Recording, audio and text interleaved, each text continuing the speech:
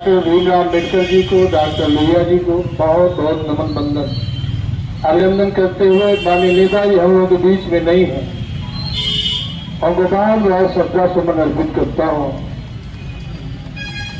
काफी देर से हम लोग आपके बीच में बैठे हैं।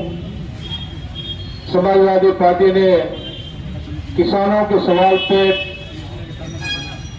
सड़कों के सवाल पे, शिक्षा के सवाल पे, अस्पतालों के सवाल पे, तमाम समस्याओं को लेकर धरने का आयोजन किया। हमें जिलाधिकारी से भी कहा है कि हम लोग जा रहे हैं धरने पे। उन्होंने कहा विधायक जी आप सब पूरी पार्टी जा रहे हैं, ऐसी क्या बात है। हमने कहा चकिया खास तौर से मेरा जनपद नक्सल जनपद में आता है और भी चकिया का हिस्सा, बहुत बड़ा हिस्सा नौगढ़ का इलाका नक्सल से जुड़ा है। आई हमारा जनपद भी पिछड़ा जनपद में घोषित है, लेकिन ऐसे समय में यह धरना प्रदर्शन हो रहा है। चकिया नहीं पूरा हिंदुस्तान परेशान है। किसान परेशान है, नौजवान परेशान है, व्यापारी परेशान है, महंगाई चरम सीमा पे है। कानून व्यवस्था नाम की कोई चीज नहीं रह गई। हमारे बहन बेटियों की आबरू जिस तरह से लूटने का काम, आज जिस तरह से नौजवान बेकार होकर सड़कों पर घूमने का काम कर रहा है, आज विरोध पक्ष के नेता आदि इनके किसान गरीब नौजवान की आवाज उठाने का काम कर रहे हैं, तो उनको फर्जी मुकदमे में फंसाया जा रहा है। सीबीआई, ईडी तमाम का इस्तेमाल करके संवैधानिक संस्थाओं का उनको जेल के शिकंजे में डालने का काम किया जा रहा है। अभी आपने देखा हमारे पार्टी के बहुत बड़े नेता हैं जिनका एक बहुत लंबा इतिहास रहा है, माननीय आजम खान साहब का। न जाने 10वीं बार से ज्यादा जिनको मौका मिला विधानसभा में जाने का, लोकसभा राज्यसभा में लगातार उन्होंने उनके घर पे छापे डाले, लेकिन हाथ कुछ लगने का काम नहीं। आज तमाम सवालों को लेके हमारे देश में जब हमारे विपक्ष के नेताओं ने समझ लिया कि देश में न किसान जिंदा रहेगा, न तो नौजवान जिंदा रहने का काम करेगा, न व्यापारी रहने का काम करेगा, हम तमाम नेताओं को बधाई देना चाहते हैं कि भारतीय जनता पार्टी को इस देश से उखाड़ फेंकने के लिए इंडिया गठबंधन का गठन किया। उसमें सारे लोग इकट्ठा होकर लड़ाई लड़ने का संकल्प लेने का काम। आज ये मामूली लड़ाई नहीं है चकिया की। हमें हमेशा कभी जिला मुख्यालय पे, कभी तहसील पे धरने प्रदर्शन के माध्यम से सरकार को राहत करनी। बताएं चंदेली जनपद धान का कटोरा कहा जा रहा है।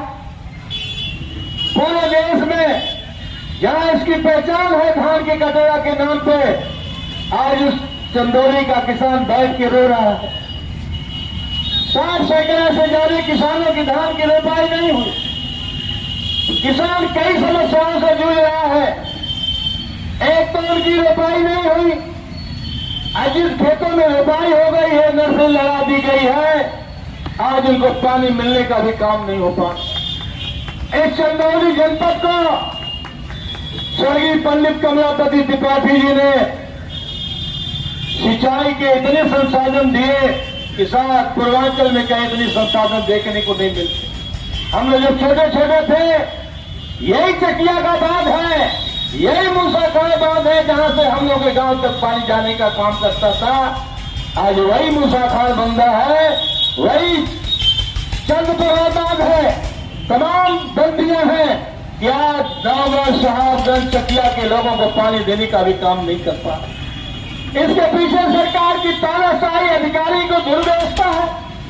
बिजली है नहीं, जब बिजली भी दे रहे हैं तो लो वोल्टेज के नाते नाले में चल पा रहे हैं, न पंप चल पा रहे हैं, न किसान जो अपने पंप सेट लगाए हैं अपने साधन को, उसको चलाने का काम हो पा रहा है। इस सत्ता में बैठे लोग इतनी बेखबर हैं, घमंड में चूर हैं। जब हम लोग ने विधानसभा में भी सवाल उठाया था, हमारे नेता माननीय अखिलेश यादव जी ने उठाया था कि धान की फसल नहीं हो पाई, लोग धान की फसल लगा नहीं पाए। मुख्यमंत्री जी उत्तर प्रदेश में सर्वे कराइए, किसानों की धान की फसल की खेती नहीं हो पाई है, उनको जहां उनके खेत पड़ती है, आज भी किसान भुखमरी के कगार पर है, उनका सर्वे करा के उनको अपनी सरकार की तरफ से अनुदान देने का काम करिए। सरकार सदन में तो झूठ बोल लेती है, लेकिन आज तक कुछ करने का काम नहीं, आज तक नहीं किया। बिजली की समस्या है, रोज हम लोग चिल्लाते हैं, लेकिन आज तक समस्या का समाधान करने का काम नहीं किए, बल्कि किसान को, गरीब को, व्यापारी को परेशान करने के लिए रोज कोई गांव नहीं है कि जहां बिजली का छापा नहीं पड़ता है।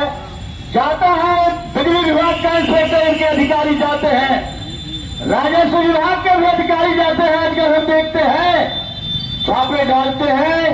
यदि बढ़िया रकम मिल गई तो ऑफिस पहुंचने से पहले रफा दफा हो गया। यदि गरीब के पास पैसा नहीं है तो उसको जेल के शिकंजे में डालने का भी ये सरकार काम करने का काम है। इसलिए हमने जिलाधिकारी से भी कहा कि हम लोग जा रहे हैं, उन्होंने कहा हम अपने एसडीएम को भेजने का काम करेंगे, हाथ का ज्ञापन लेने का काम करेंगे। हम चाहेंगे कि एसडीएम सर जब आए तो हम लोग ज्ञापन देने का काम करेंगे। लेकिन चकिया के भाइयों, ये धरती सत्व का सुनकर की रही है, हम लोगों के बहुत पुराने साथी, बहुत कुछ हम लोगों ने उनसे सीखने का काम किया। हम लोग सीनियर नेता थे, कभी आंदोलन में पीछे रहने का काम उन्होंने नहीं किया। चाहे नौगढ़ का आंदोलन रहा हो, चाहे साहबगंज का आंदोलन रहा हो, चाहे जिस माइनर की बात कर रहे थे, हमें याद है वो कम्युनिस्ट के लोगों ने आंदोलन किया था, वहां भी हम लोग भी जाके पूरी समाजवादी पार्टी उस आंदोलन में जाके शरीक होने का काम किया था। बहुत बड़ा आंदोलन, चकिया के लोग यहाँ के ऐतिहासिक लोग हैं। इस तरह से यदि आप नींद में सो जाने का काम करेंगे तो ये बहुत बेईमान लोग बैठे हैं जो सत्ता जिनके हाथ, इनको कोई मतलब नहीं है किसान से, कोई मतलब नहीं है नौजवान से, कोई मतलब नहीं है व्यापारी से। आज व्यापारी जीएसटी के माध्यम से, नोटबंदी के माध्यम से बर्बाद हो गया। किसान आज इनके गलत नीतियों के कारण पूरी तरह से बर्बाद हो गया। कोई इनके किसान के खुशहाली के लिए रास्ता नहीं है। जब इनसे सवाल करते हैं तो पुरानी सरकारों के जिम्मे डाल देते हैं समस्या का समाधान। हम आपसे जानना चाहते हैं, बताओ इस देश में किसान के नाम पे यदि किसी नेता ने किसान पेंशन लागू करने का काम किया था तो उस नेता का नाम माननीय मुलायम सिंह यादव का, कोई दूसरा नहीं था। इस देश में पहली बार जब किसान खेतों में मर जाता था, खेतों में मर जाता था, कोई पूछने का काम नहीं करता था, तो माननीय नेताजी ने दुर्घटना बीमा 1 लाख रुपया देकर किसान की मदद करने का, उनके परिवार की मदद करने का काम किया था। और इसी कार्रवाई को आगे बढ़ाते हुए माननीय अखिलेश यादव जी ने 5 लाख रुपया किसान की राशि को देने का काम किया। मैं भारतीय जनता पार्टी के लोगों से पूछना चाहते हैं, आज तो आप न बिजली दे पा रहे हो, न पानी दे पा रहे हो, न तो किसान की फसल का उचित मूल्य का दाम देने का काम करते। आपको याद होगा यही नौगढ़ है, हम चकिया में बैठे हैं, बंधों की बात हो रही है। जब समाजवादी पार्टी की सरकार थी, चाहे विधानसभा, चाहे सकलिया, चाहे सदराजन, वहां तो नहर पंप के नाल खोलना तो आम बात थी। हम लोगों ने पक्के पंप हाउस को बनाया, लेकिन नौगढ़ जैसे इलाके में भी समाजवादी पार्टी के कार्यकाल में पक्का आपको पंप कैनाल बना के किसानों की सिंचाई के लिए सुपुर्द करने का काम समाजवादी पार्टी की सरकार से हुआ। आज ऐसे लोग हैं कि पानी नहीं दे पा रहे। आज नालों का बुरा हाल है, चाहे जनकपुर का मामला हो, चाहे चंद्रप्रभा बांध का मामला हो, इनको 8-7 साल होने जा रहा है, लगभग 8वां साल सरकार को, 7वां साल प्रदेश की सरकार को, 9वां साल से ज्यादा हो रहा है आपकी इनकी देश की सरकार से। लेकिन चंद्रप्रभा बांध का हमको नहीं लगता उसका सीपेज बंद होने का काम हो पाया। अब इनको कितना समय चाहिए, कितना समय चाहिए?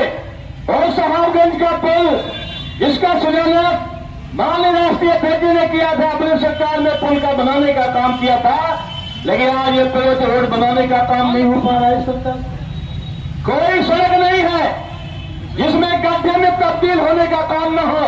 हमारे देश के साथ ही बैठे हैं, हमारे प्रदेश में कैसी पहली सरकार है। पिछला बजट पास हुआ, जो मार्च में पास हुआ था बजट, 18,000 करोड़ रुपया पीडब्ल्यूडी का पैसा खत्म, खर्च नहीं कर पाए, पैसा लैप्स हो गया।